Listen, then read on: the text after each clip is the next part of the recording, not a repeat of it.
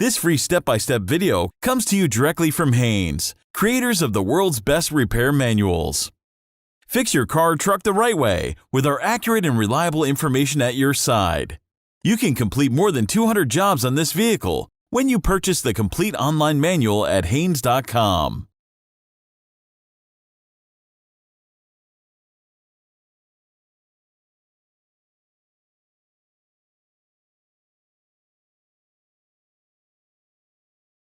Pull the hood release lever, located on the driver's side kick panel. Lift the hood safety latch and raise the hood upwards. Remove the cap from the brake fluid reservoir, then properly siphon off about 1/3 of the fluid into a container and discard it. This will prevent the fluid reservoir from overflowing when the caliper pistons are compressed. Install the cap onto the reservoir. Remove the wheel trim center cap. Loosen the front wheel lug nuts. Chock the rear wheels. Then jack up the front of the car and support it on jack stands.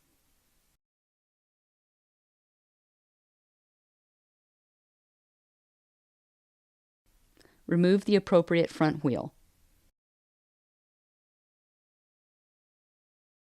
Position a drain pan under the brake assembly and clean the caliper and surrounding area with brake system cleaner. Position a large C-clamp over the caliper and squeeze the piston back into its bore to provide room for the new brake pads.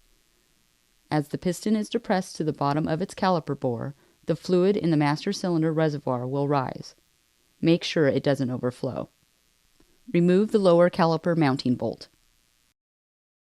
Use the upper caliper guide pin as a pivot and swing the caliper up. Tie a piece of wire to the caliper and a suspension or body component to hold the caliper out of the way. Remove the inner and outer brake pads from the mounting bracket. If necessary, use a large C-clamp and a block of wood to bottom the remainder of the caliper piston completely into the caliper bore. Clean any dirt, rust, or debris from the brake pad contact areas of the caliper mounting bracket with a wire brush. Install the new inner and outer pads onto the mounting bracket in the correct direction. Install the caliper over the pads on the mounting bracket and thread in the mounting bolt.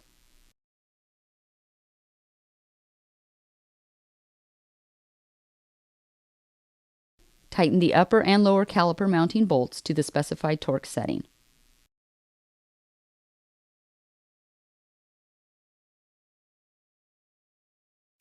Repeat this procedure on the remaining front brake pads. Check the brake fluid level in the master cylinder reservoir and add new brake fluid if necessary until the fluid reaches the max mark in the reservoir.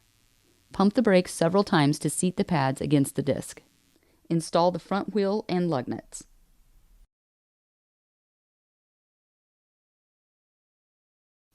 Lower the car to the ground and tighten the wheel lug nuts to the specified torque setting.